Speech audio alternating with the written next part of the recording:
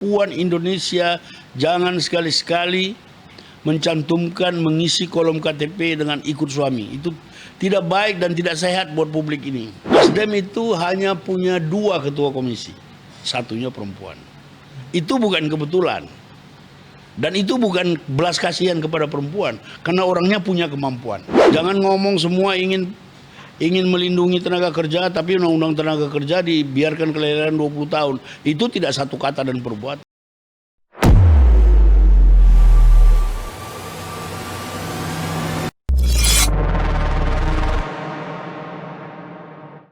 Kita bertemu di Lambe Politik, mengupas seputar politik, pemilu dan pilkada. Kali ini kita kedatangan tamu, Pak Sekjen Partai Nasdem, Hermawi Taslim, akan berbicara dan bincang-bincang juga bersama kakak John Don Bosco, jurnalis Metro TV. Saya sendiri juga jurnalis Metro TV, akan berdiskusi seputar pemilu legislatif, success story Partai Nasdem, dan bagaimana menghadapi Pilkada serentak 2024, dan kita tahu sejumlah kader Partai Nasdem juga ikut berkompetisi. Bang Hermawi Taslim, nih bagaimana nih cerita success story? Dan ini saya kira kemarin untuk pemilu legislatif kan sudah finish lah ya, begitu dilantik pimpinan MPR, pimpinan DPR dan DPD ya. Nah, kita tinggal menunggu pamungkasnya nanti pelantikan presiden, wakil presiden di bawah kepemimpinan Prabowo Subianto dan Gibran Rakabuming Raka. Tapi kita mau dengar cerita success story Partai Nasdem yang berhasil mengantarkan kader-kadernya di parlemen. Ya, terima kasih Norton, Don Bosco. Saya selalu senang kalau mendengar nama Don Bosco, karena saya dari SMA Don Bosco. Oh. Jadi kalau dibilang success story, ya success story, tapi di balik success story itu kan ada perjuangan yang susah untuk digambarkan. Sedemikian rupa, Partai Nasdem itu 2019 punya kursi legislatif dari tingkat kabupaten, kota, provinsi, RI itu 1.862.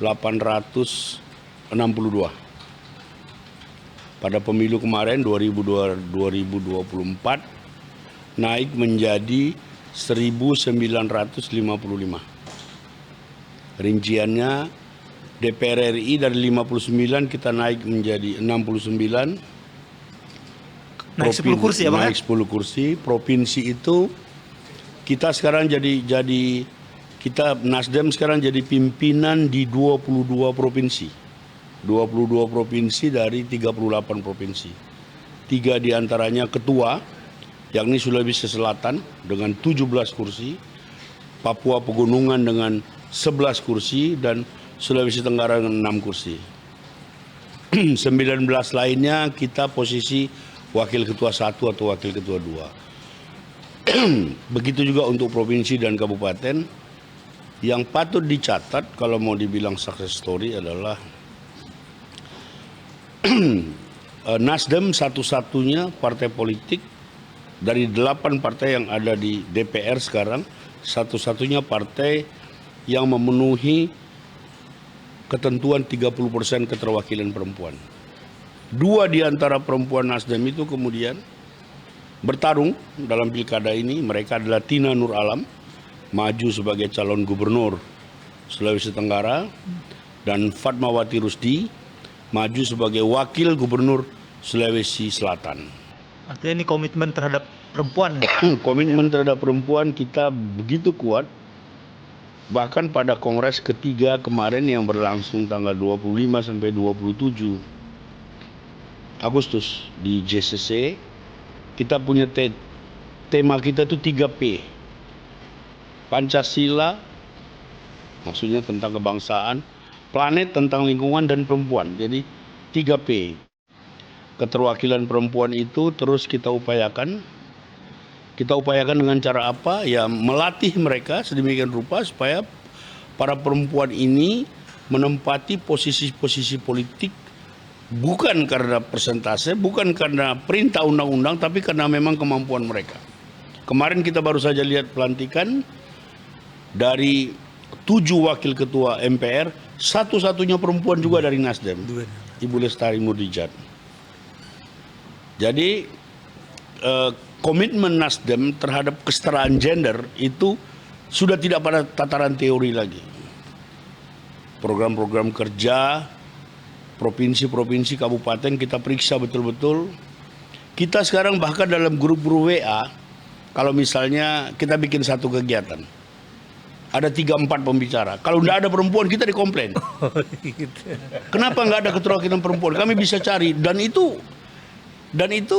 sudah memasyarakat sampai tingkat kabupaten. Kita sadar betul, yang pertama, komunitas perempuan di Indonesia itu lebih banyak atau minimal sama dengan laki-laki. Problem yang mereka hadapi jauh lebih berat. Keseharian mereka dalam menata rumah tangga itu bukan pekerjaan ringan. Nah, kesadaran ini yang terus kita pupuk. Kembali ke success story yang tadi dikatakan, kami masih terus bagaimana bertarung di publik, mempertahankan keberhasilan ini dengan melatih para perempuan. Besok subuh mudah-mudahan saya ke Sultra. Kita buat pelatihan lagi yang temanya lebih kepada peningkatan partisipasi politik kaum perempuan. Kaum perempuan. Jadi bukan karena perintah undang-undang, tapi karena memang sudah saatnya kesetaraan gender di Indonesia ini harus ditingkatkan. Budaya-budaya lokal kita juga perlahan-lahan kita tata ulang, karena maaf ya, banyak sekali apa yang disebut dengan budaya lokal, banyak sekali apa yang dalam tanda petik dibilang kearifan lokal, tapi dalam prakteknya juga meminggirkan, mengurangi peran perempuan. Di tempat Pak Don Bosco ini saya kira kalau kita nonton perempuan dari Sabu, kita saksikan apa yang terjadi di Sumba, bagaimana orang bisa seenaknya memperoleh karena dia perempuan. Kan terminologi yang seperti itu harus kita kikis kalau kita mau bangsa ini maju, bangsa ini, republik ini bisa semakin maju kalau perempuannya maju. Itu prinsip yang pertama. Kakak John, mungkin Kakak John ada catatan. Memperluas basis perempuan. Memperluas basis perempuan, yang paling penting secara internal, memberi kesempatan seluas-luasnya untuk berpartisipasi. Jadi kalau di Nasdem itu nggak ada lagi satu bidang usul ini, oh jangan, ini khusus untuk laki-laki, sudah nggak ada lagi yang Nggak ada dikotomi itu, Pak. nggak ada dikotomi itu lagi. Kita buat sedemikian rupa, dan itu tantangannya bukan ringan, bahkan kadang-kadang dari perempuan sendiri. Yang pertama, misalnya, apakah seluruh perempuan di Indonesia mau dan berani mencantumkan kolom pekerjaan di KTP-nya jangan lagi ikut suami? Itu enggak bagus itu. Apa kok ikut suami? Itu kan ikut suami ke jurang terus dia ikut ke jurang. Ya. Adat-adat kita, budaya-budaya kita harus kita lihat sedemikian rupa. Kita manfaatkan budaya ini, kita manfaatkan kesetaraan gender ini yang memang menopang percepatan keterwakilan gender. Apakah ini semangat yang dibawakan sehingga terus mendorong untuk regulasi pekerja rumah tangga itu juga, Bang? Jadi misalnya RUU PRT itu kan salah satu inisiatornya Nasdem. Sebelumnya ada beberapa undang-undang lain yang peningkatan perempuan. Kita kan sebahagian kita kelas menengah ini kan punya di rumah lah yang membantu. Nah, kita mesti mulai dari itu. Orang-orang Nasdem itu betul-betul berulang-ulang Pak Surya menanamkan. Kita perlakukan mereka secara manusiawi. Nah, sekarang karena di internal kita sudah relatif tertata lebih baik, kita berjuang di parlemen. Katanya hampir 20 tahun ya RUU itu, sampai sekarang masih belum gol. Belum gol juga ya. Saya juga nggak tahu ketakutan apa yang menghantui para partai-partai tertentu sehingga begitu takutnya terhadap pemerintah. Di India misalnya, kalau kita bicara perempuan, di India kalau pemilu, semua yang bekerja di rumah tangga, kalau di kita ini apa istilahnya sekarang? asisten rumah Asisten tangga rumah atau tangga. dulu pembantu rumah tangga. Semuanya itu pergi meninggalkan rumah, minta izin sama pimpinannya untuk dia pergi. Alasannya election. Kenapa? Karena partai politik itu membela mereka. Partai politik itu betul-betul memberi pembelaan yang nyata kepada orang-orang yang bekerja di bidang itu. Sebagai wujud komitmen. Sebagai wujud komitmen politik. Nah, kalau di kita, komitmen politik kita baru yang seperti undang-undang pemilu itu 30% keterwakilan perempuan. Itu pun tidak ada sanksi kepada partai yang tidak memenuhi. Masih seputar angka gitu. Jadi tidak mudah memang. Kami juga kesulitan. Kita Nasdem juga kesulitan. Kadang-kadang mencari. Tapi kita harus upaya keras. Kita harus upaya keras. Nasdem sudah 3 kali ikut pemilu dan ketiganya berhasil menempatkan keterwakilan perempuan 30% di DPR RI. Itu tidak mudah. Tidak mudah dan belum ada partai politik yang bisa melakukan itu selain Nasdem. Dalam konteks pilkada, Ya. Pak Taslim, kan seperti yang disebutkan Pak Taslim tadi, menempatkan 2 sosok perempuan untuk bertarung di tingkat provinsi. Apakah itu sebagai wujud dari perjuangan Nasdem menempatkan posisi perempuan sama seperti laki-laki? Dalam pilkada tadi kan saya sebut karena yang berdua itu kan harusnya mereka masuk di DPR. Tapi calon perempuan kita lebih banyak, banyak sekali. Kita memberi dukungan sepenuhnya, bukan basa-basi. Misalnya Fatmawati Rusdi itu dia mantan DPR RI, mantan wakil wali kota Makassar. Dia nggak mau. Saya udah capek. Saya nggak mau. Dia kasih alasan macam-macam lah. Misalnya dia mengatakan begini sama saya. Kakak Sekjen bisa bayangkan nggak? Kepala daerah perempuan itu 10 kali ganti baju satu hari. Kita bisa ganti baju di bus karena acara-acara. Kita yakinkan dia, Anda ini simbol mewakili puluhan juta perempuan Indonesia. Penting buat Anda, penting buat Nasdem, penting buat Republik ini. Akhirnya dia mau.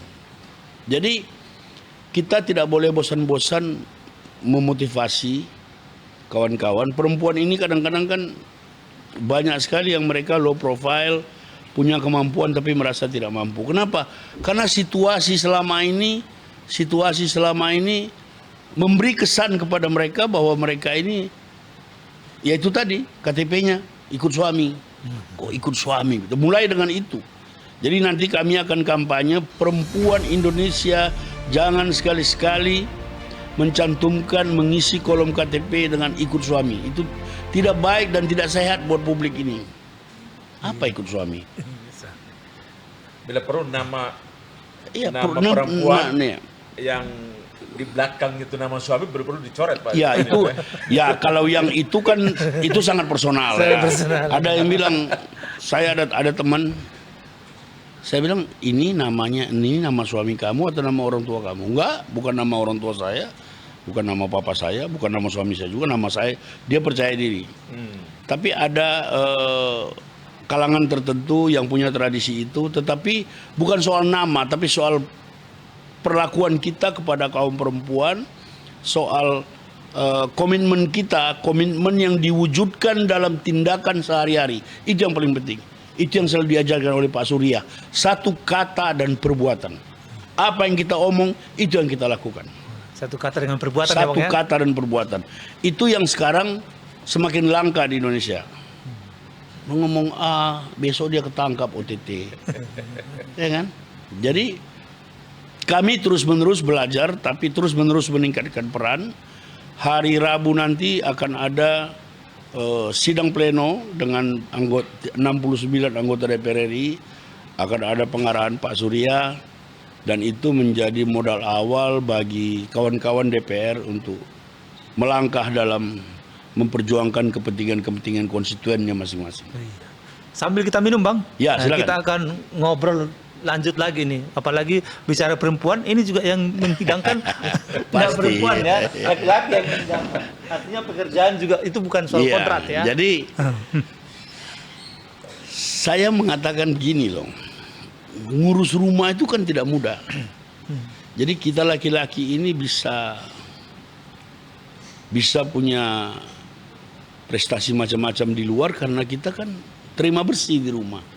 Iya, iya. Tapi yang orang rumah itu kan dari pagi sampai malam urus segala macam. Kita habis minum gelas kita taruh. Itu semua pekerjaan-pekerjaan yang sebenarnya itu melelahkan, tapi karena dia melakukan itu sebagai bagian dari pelayanan dia untuk membangun keluarga, bukan melayani suami. Itu makanya kalau mungkin 3 hari atau seminggu pergi keluar kota, bepergian terasa ya. Iya, jadi rumah berantakan istri gitu ya. itu bukan membantu suami. Menurut undang-undang perkawinan, kedudukan istri dan suami itu sederajat dan masing-masing punya tanggung jawab sendiri. Ini tidak mudah. Tidak mudah, banyak sekali kebiasaan bahkan adat istiadat kita yang ya udah bisa memperlakukan istri sedemikian rupa. Mindset itu yang perlahan-lahan harus kita rubah.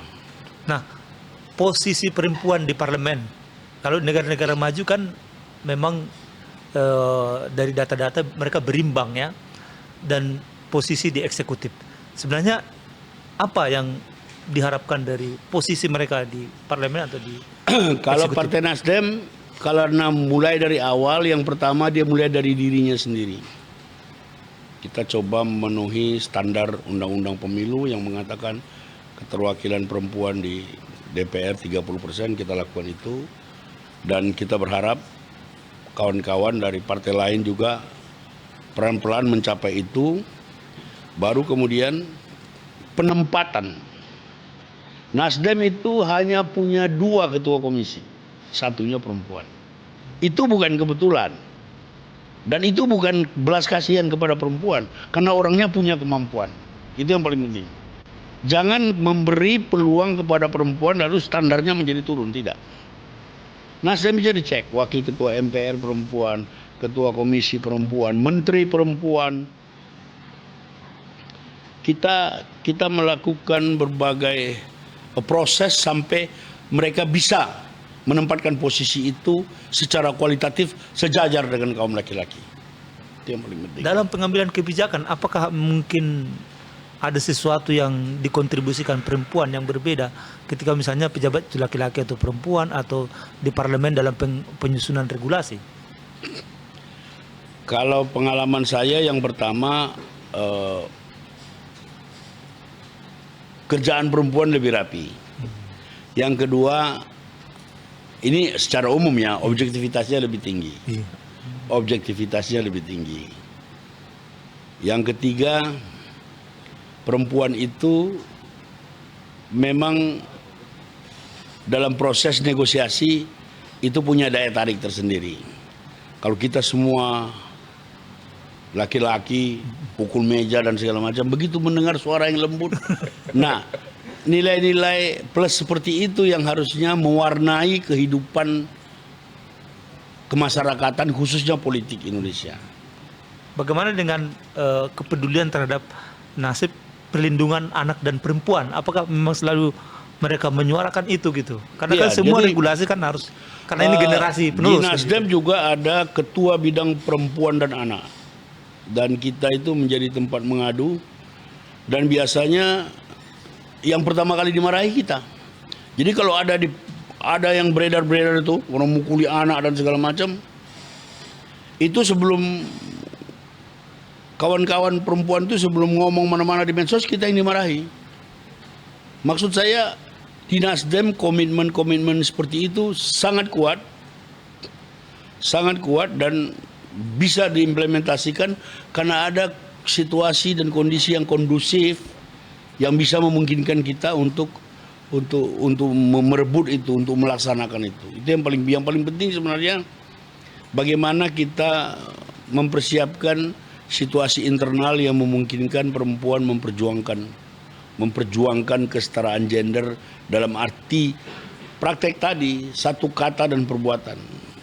Jangan ngomong semua ingin melindungi tenaga kerja, tapi undang-undang tenaga kerja dibiarkan kelelahan 20 tahun. Itu tidak satu kata dan perbuatan. Yang PRT ya? PRT. Nah, PRT itu Nasdem kan salah satu inisiator dari awal, dan Nasdem yang bekerja di BURT sekuat tenaga kalau saya tidak salah, ketua panjanya Willy Aditya juga dari Nasdem. Nah, ini bisakah ini jadi modal Nasdem menghadapi Pilkada 2024 ini? Nah, jadi kembali ke pilkada 27 November 2024, sekarang masuk era kampanye. Pilkada kali ini kan kita mulai sesuatu yang baru. Kita semua, seluruh anak bangsa ini kan menjadi pemula lagi, karena ini pilkada pertama serentak seluruh Indonesia. 37 dari 38 provinsi, karena Jogja tidak melakukan pemilihan, 500 sekian belas kabupaten, kota, dan itu tidak mudah. Gambaran umum pilkada ini, banyak sekali orang-orang yang tadinya mempersiapkan diri masuk di arena pilkada. Dia mulai dengan calon legislatif, dia berhasil, lalu muncul ketentuan kalau mau maju pilkada harus mundur. Itu banyak di antara mereka yang tidak mau mundur. Karena untuk menjadi anggota legislatif itu memang banyak sekali pengorbanan mereka, tenaga, lobby dan termasuk masalah dana. Jadi suasana pilkada kali ini memang agak berbeda dengan yang lain. Di samping tadi karena serentak, banyak sekali figur-figur yang tadinya kita harapkan masuk di gelanggang kandidat pilkada, ternyata dia tidak mau. Nah, apa yang diharapkan bagi Nasdem, pilkada ini satu-satunya arena politik yang besar sampai 2029. Sesudah 27 November tidak ada pilkada lagi. Oleh karena itu, kita dengan segala potensi yang kita miliki, mempersiapkan diri sedemikian rupa. Kami dari DPP terus nyebar, menyemangati, melakukan analisis, mewajibkan mereka untuk survei dari periode ke periode supaya kita bisa lihat progress reportnya, di mana kelemahan dan segala macam. Yang lebih penting lagi, pilkada kali ini memang cair karena semua, saya duga, terutama Nasdem, semua partai itu lebih memperhatikan, lebih aspiratif terhadap kepentingan lokal. Jadi tidak ada satu partai pun yang hanya boleh berkoalisi dengan partai A atau partai B sampai ke daerah, macam-macam. Artinya Kita koalisi ini dengan ya? siapa saja di pilkada. Dengan bukan cuma dengan 7 partai yang ada di parlemen, bahkan dengan partai-partai non parlemen dari Aceh sampai Papua Pegunungan itu bervariasi. Kita lebih aspiratif terhadap kepentingan lokal. Yang penting kan di pilkada itu, kalau patokan Nasdem itu orangnya harus berwawasan kebangsaan, harus menghormati kemajemukan, harus menghormati pluralisme, harus menghormati Indonesia seperti sekarang ini loh. Kita ini memang berbeda-beda, tapi kan kita disatukan. Perbedaan itu harus menjadi kekuatan. Peluang kader-kader Nasdem itu memenangkan pilkada? Kami berapa besar tuh? Sebelum pendaftaran, kami sudah menanyakan ke masing-masing ketua provinsi, tapi kemudian muncul putusan MK, peta berubah. Kami sedang berdialog dengan kawan-kawan untuk menanyakan optimismenya itu seperti apa. Kami memberi target setidak-tidaknya, saya ulangi, setidak-tidaknya dari 500 sekian belas kabupaten kota dan 37 provinsi, setidak-tidaknya kami punya 85 kepala daerah, bukan wakil kepala daerah. Calon kepala daerah yang adalah kader Nasdem. Kemenangan Nasdem, kemenangan di pilkada ini harus dikategorikan sebagai berikut. Satu, apa yang disebut dengan kemenangan rame-rame. Jadi ini kita dukung, ini bukan kader kita. Tapi dalam politik ini kan, kalau tidak bisa, setidak-tidaknya kita tidak bermusuhan dengan orang. Semua harus jadi teman. Yang kedua yang saya bilang tadi 85 itu kader murni. Nah, banyak sekali. Ini kepala daerah atau calon kepala daerah? Kepala daerah, bukan wakil kepala daerah. Jadi dari calon-calon yang ada ini, kami setidaknya menargetkan 85 gubernur, bupati, atau wali kota dari kader Nasdem sendiri. Karena pada pilkada keikutsertaan kita dalam usia pemilu yang ketiga ini, kita memang menyebut dia waktu dalam proses seleksi itu sebagai tahun kader. 2014 dan 2019 Nasdem itu malah memenangkan pilkada 100 lebih. Tapi 100 lebih itu sebagian besar kader orang. Kita nyalon. Sekarang kita sudah semakin rapi, internal sudah semakin tertata sedemikian rupa, dan kita yakin 85 itu kita bisa memenangkan sebagai bagian dari modal awal kita untuk memasuki Pileg 2029. Karena bagaimanapun suka atau tidak suka, peran kepala daerah dalam proses pemilu itu sangat penting. Bukan cuman karena dia punya fasilitas, tetapi pandangan politik publik itu penting buat kita. Yang taraf keduanya adalah kita ikut menang dari calon-calon partai lain. Seperti yang saya bilang tadi, pilkada itu kan perpaduan antara emosi dan realitas. Kita harus realistis juga. Jangan asal maju saja, jangan asal kader saja. Nah, itu problem kami di pusat. Tapi ada beberapa public figure juga yang merupakan kader Jadi Nasdem begini, juga, ya? kalau di Nasdem itu, kalau mulai 2024 ini, kita melihat dia sebagai kader Nasdem. Kalau kebetulan dia public figure, oke, ya kan? Tetapi dia lebih kena kader telah memenuhi syarat. Misalnya Farhan, calon wali kota Bandung, ya. Calon wali kota Bandung, dia memang dari dunia keartisan, tetapi kita sudah lihat semua sisinya, dia memenuhi kriteria, memenuhi persyaratan kita untuk memimpin kota Bandung. Kita itu jadi ketua DPRD pemenang di sejumlah kota besar seperti Palembang. Palembang itu Nasdem nomor 1. Ambon, Nasdem nomor 1. Ternate, Nasdem nomor 1. Ada beberapa lagi. Tapi kalau kita memajukan orang bukan karena profesi yang melekat kepada dirinya, tapi lebih karena kapasitasnya. Kapasitas dia memang mumpuni, kapasitas dia memenuhi standar kita untuk maju dan memegang tampuk pemerintahan kota setempat. Demikian. Berarti ini keuntungan lebih lah ya ketika dia Iya, public kalau figure, kemudian ya? dia punya profesi, ya kita misalnya DPR RI sekarang kita punya Nafa Urba. Nafa Urba itu selama ini kan dikenal sebagai orang seni. Dia sekarang produser film. Tapi dia sejak pemilu yang lalu sudah ikut kita, dan dia ikut kaderisasi sampai kepada kita mengatakan, "You maju DPR." Dan dia berhasil. Jadi ini bukan tiba-tiba ya?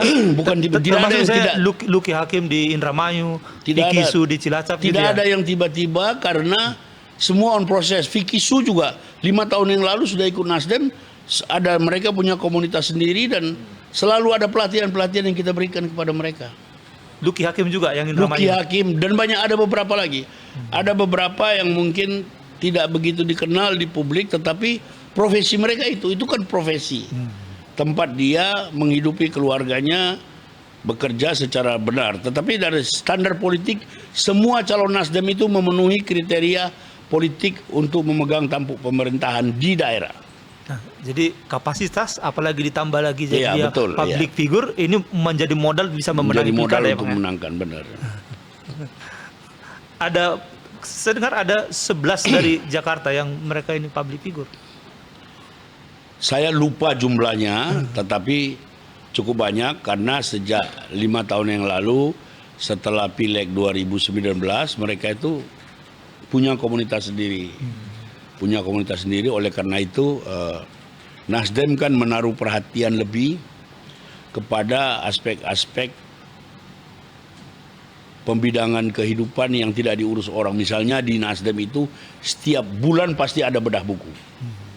Setiap bulan pasti ada bedah film, lalu nanti ada produser, ada artis yang ikut membicarakan segala macam. Terakhir itu Gadis Kretek. Kita bicara Gadis Kretek itu kan mulanya novel yang telah diterjemahkan dari berbagai negara. Sekarang filmnya ada di Netflix. Nah, mulai bulan ini kita setelah kongres kita akan mulai lagi, dan itu diurus oleh teman-teman itu. Banyak sekali kegiatan-kegiatan kita yang tidak terpublish di media, tapi itu ada. Oleh karena itu penting sekali kita terus-menerus melakukan. Jadi kaderisasi ini harus dilakukan secara kontinu. Ya, artinya kaderisasi jalan terus, termasuk yang tadi public figure ini atau apapun profesinya, itu bagi Nasdem tetap membuka ruang mereka tetap aktif di profesinya dan menjalankan kepartaian. Iya, jadi begini. Di Nasdem itu yang ingin salah satu aspek yang dibangun yang berulang-ulang dikatakan oleh Pak Surya adalah kemandirian ekonomi. Jadi ketika Anda masuk Nasdem, pekerjaan utama Anda yang menghidupi diri, yang menghidupi keluarga jangan ditinggal. Apapun itu ya. Apapun itu. Halal gitu. Jadi yang penting ketika dia bernasdem, dia mandiri secara ekonomi. Apa itu kemandirian? Kalau saya rumuskan, berapa puluh tahun yang lalu ketika saya masuk politik, ada seorang senior mengatakan, kalau mau masuk politik itu paling tidak kita bisa melakukan 3 hal dengan sendiri. 1, turun naik bis kota dengan ongkos sendiri. 2, beli rokok dengan ongkos sendiri. 3, makan sehari-hari dengan uang sendiri. Kalau 3 hal ini tidak kita penuhi, kita akan jadi abdi dalam politik. Kalau makan saja harus dibayar sama orang, lama-lama kita tergantung kepada dia. Dan itu terjadi di beberapa tempat. Fantastis. Ujungnya itu kan kontestasi pilkada itu kita mengharapkan kader Nasdem memenangkan pilkada. Kira-kira apa alasan publik atau masyarakat pemilih untuk memilih kader Nasdem menjadi pemimpin daerah? Apa kira-kira alasan? Jadi begini, pertama, siapa yang kita sodor, siapa yang kita tawarkan kepada publik? Semua calon Nasdem itu melalui proses seleksi secara bertahap. Jadi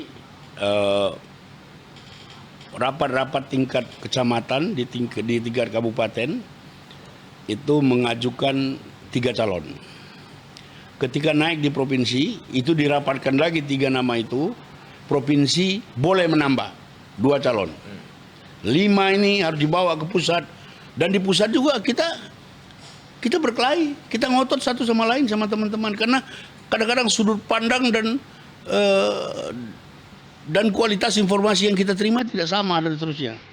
Jadi kami telah berusaha semaksimal mungkin melakukan seleksi yang sedemikian objektif, ketat, Terhadap para kandidat ini ya. dengan untuk para kandidat ini. Dan tentu saja ini ada kelemahan, masih ada suara macam-macam. Modal utama kami adalah apa yang oleh Pak Surya dengungkan sejak awal partai politik tanpa mahar. Kalau masih bisa dicari di medsosnya itu, bahkan Ridwan Kamil 5 tahun yang lalu ngomong, dia maju dari Nasdem tidak bayar 1 sen pun. Itu Ridwan Kamil yang sekarang adalah wakil ketua umum Golkar, dan banyak lagi calon yang lain. Itu salah satu. Bahwa apakah lalu ada selentingan si A begini bayar segala macam, ya tinggal buktikan saja. Kalau itu bisa dibuktikan, diserahkan kepada kami, sudah banyak juga yang kita tindak. Itu satu. Yang kedua, di Nasdem, jadi pertama itu politik tanpa mahar. Politik tanpa mahar. Yang kedua, di Nasdem itu kita ada banyak sekali para senior Nasdem itu yang lintas profesi, lintas pengalaman, bahkan dari berbagai partai, itu selalu memberi kita masukan. Bahkan kita misalnya sudah rapat, udah tinggal 2, tiba-tiba dapat info begini, kita lakukan, kita track lagi ke belakang dan seterusnya. Kita terus berusaha menuju yang terbaik. Tetapi kalau sampai hari ini masih ada kekurangan dan segala macam, ya tolong dimaklumi. Karena kita juga punya kekurangan-kekurangan. Yang kedua, yang pasti yang kita tawarkan, figur yang kita tawarkan ke publik dia pasti berwawasan keindonesiaan, pasti berwawasan kebangsaan, pro kepada kesetaraan gender, pro kepada Indonesia, pro kepada Pancasila, pro kepada lingkungan hidup. Yang tadi 3P itu. P1 Pancasila, P2 planet, lingkungan hidup, P3 perempuan.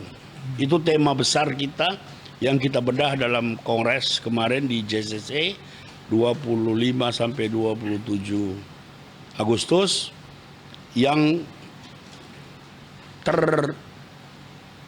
terbagi dalam beberapa kategori dalam keputusan kongres, dan itulah yang menjadi inti program kita 5 tahun ke depan. 3P itu Bang ya. 3P. Jadi itu alasan kuat kenapa pemilih. Karena itu tadi kita Harus optimis memilih. setidak-tidaknya 85 kepala daerah kader Nasdem, baik dari gubernur, wali kota maupun wakil wali kota, yang kader Nasdem. Artinya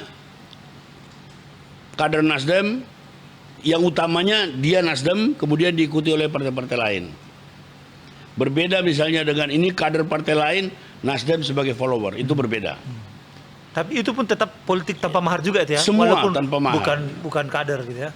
Semua tanpa mahar, dan itu bisa dicek bahwa di tempat di daerah-daerah tertentu ada suara-suara segala macam. Saya bilang kita taruh semua buktinya di atas meja, ya kan? Saya sering di WA orang, si ini begini bagaimana. Kalau cuma digosip sih banyak, ya kan? Tapi kita coba. Dan kita selalu berusaha untuk mendekatkan diri dengan pernyataan Pak Surya Paloh, satu kata dan perbuatan. Misalnya ya, kalau Pak Surya itu di Jakarta akhir pekan, tidak ke Bandung atau tidak ke pulaunya, biasanya kita begitu, dia pasti masuk kantor. Kalau dia sudah masuk kantor hari Sabtu, hari Minggu, saya juga mesti masuk. Masa ketua umum datang, wakil sekjen tidak datang, dan seterusnya. Kita selalu dengan Pak Surya selalu datang lebih awal, pulang terakhir setiap hari. Jadi Pak Surya itu kan Anda pasti tahu lah, dia nggak sama sekali, dia sudah lepas dari semua usahanya ini. Dari pagi sampai malam beliau di partai melayani siapa aja. Yang kadang-kadang kita juga tahu yang datang ini kan orang-orang nggak jelas semua nih.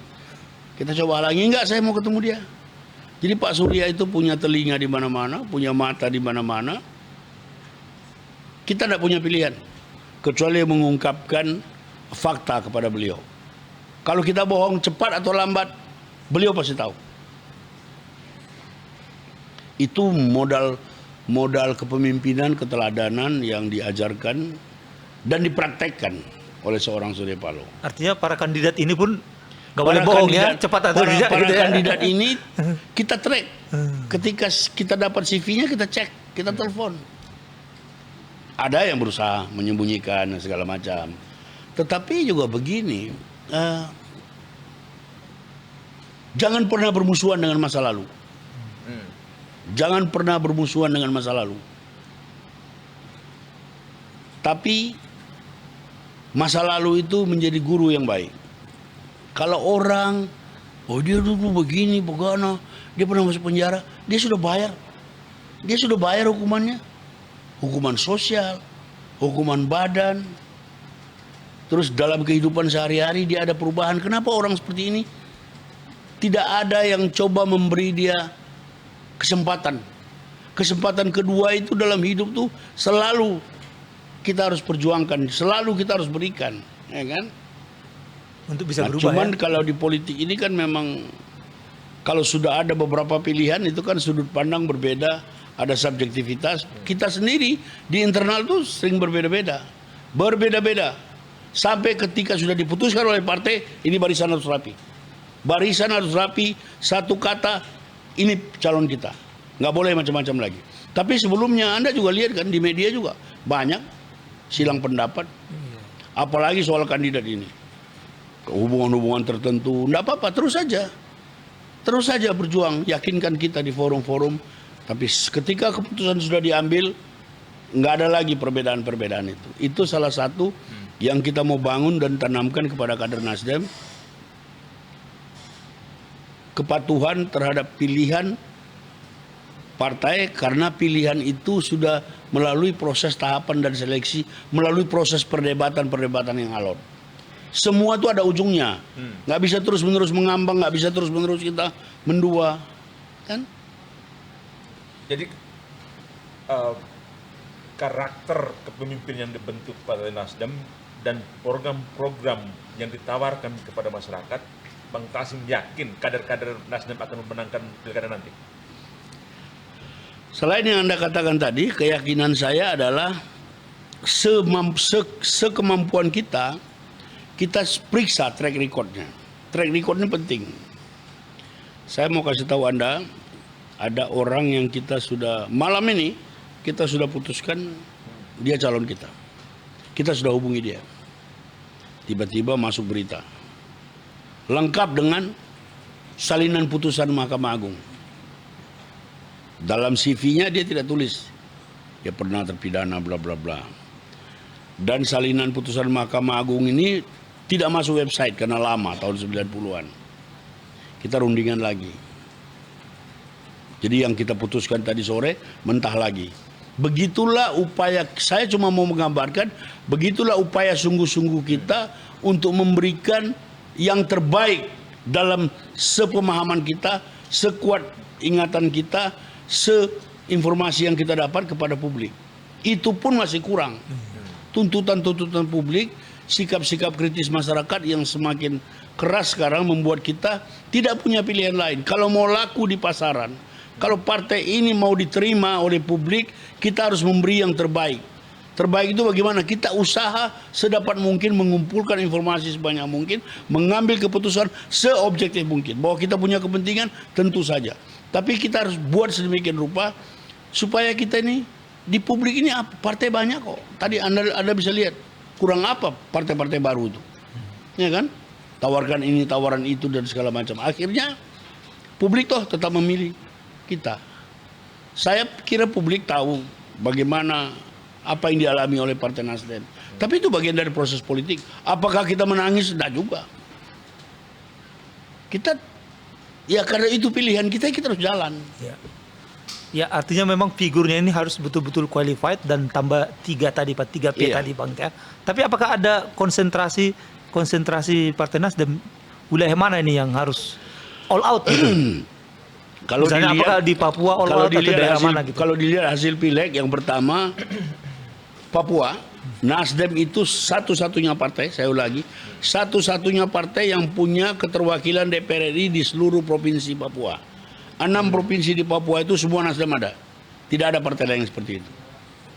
Yang kedua Sulawesi, di seluruh Sulawesi kita ada wakil. Di seluruh Sulawesi kita ada wakil. Di Kalimantan kita kehilangan kursi di Kalimantan Utara, tetapi di Kalimantan lain, di Kalimantan Selatan misalnya, kita yang dari 0 malah nambah jadi 2 dan seterusnya. Kekuatan Nasdem sampai sekarang ini harus diakui masih jomplang. Kekuatan Nasdem itu lebih besar di luar Jawa. Itu juga yang terus-menerus kita kejar supaya ada keseimbangan antara Jawa dan luar Jawa. Kursi kita di Jawa Barat yang dipimpin oleh Wakil Ketua Umum sekarang, Saan Mustafa, dari 5 menjadi 8. Tapi itu pun kita merasa masih terlalu sedikit dibandingkan dengan total kursi 91.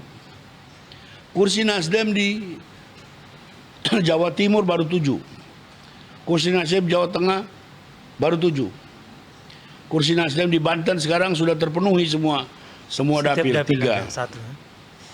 Terus menerus 2 kali pemilu kami tidak mencapai target. Pemilu 2019 kita menargetkan 100. Kita cuma dapat 59. 2024 kita juga target 100. Kita dapat 69. Masih ada berapa dapil yang kosong. Itulah yang namanya perjuangan. Tetapi target kita harus gantungkan setinggi mungkin. Berdasarkan hitungan-hitungan, berdasarkan kalkulasi-kalkulasi internal. Bahwa di perjalanan kemudian kita mengalami hambatan, itulah perjuangan politik. Nah, itu juga tidak membuat kita mutung, itu juga tidak membuat kita kehilangan semangat. Kami sudah mengalami banyak hal, terutama pada pemilu ketiga ini. Itu menjadi pembelajaran, menjadi pengalaman yang sangat berharga. semakin mengukuhkan sikap kami tentang satu, bahwa politik tanpa mahar harus diteruskan karena itu bagian dari upaya kami untuk terus-menerus menekan kos politik. Kos politik ini tinggi sekali. Salah satu pos yang besar itu adalah, ini sudah jadi rahasia umum, adalah para kandidat itu mengeluarkan uang cukup besar untuk mendapatkan dukungan dari partai. Itu yang kita lakukan. Itu yang terus-menerus. Bahwa kita dicemooh orang, kita dimaki orang, kita dipuji orang, itu bagian dari romantika perjuangan, saya kira. Iya, saya kira. Saya kira cukup. Iya, terima kasih. Iya, iya, mungkin nanti akan ada tindak lanjut ya, apa figur-figur Nasdem yang disampaikan Bang Taslim tadi. Selain dia sudah mengalami proses seleksi yang luar biasa untuk mendapatkan figur atau kandidat yang qualified dan juga memenuhi 4P tadi Bang ya. Iya, 3P. 3P ya. 3P itu tadi apa Bang? Pancasila, planet, dan perempuan. Nah, di sesi berikutnya nanti kita akan undang mereka kandidat-kandidat ini Ya. untuk meng-cross check atau memastikan kepada publik bahwa memang betul-betul calon yang atau kandidat yang diusulkan itu adalah qualified ya. Dan Ya, dengan jadi kalau 3P mengundang kandidat Nasdem yang maju pilkada itu sangat sulit karena mereka lagi turun ke daerah. Kalau mengundang mereka yang memungkinkan peluangnya bisa hadir di sini ya melalui kita DPP. Kita yang perintahkan mereka. Kalau nggak susah. Mereka kita telepon pun sekarang susah. apalagi Bang Sekjen sudah membuka diri seperti itu ya. Kasih tahu kita dalam rentang waktu yang cukup kita bisa ini. Oke, kalau itu perempuan Butina. Ya, oke, baik. Siap. Nanti kita atur. Baik. Iya. Depan ya. Ya, saya kira itu dulu Lambe Politik. Kita akan bertemu lagi dengan perbincangan politik dan pilkada yang makin seru. Terima kasih. Terima kasih. Selamat pagi. Bang Iya. Nasdem.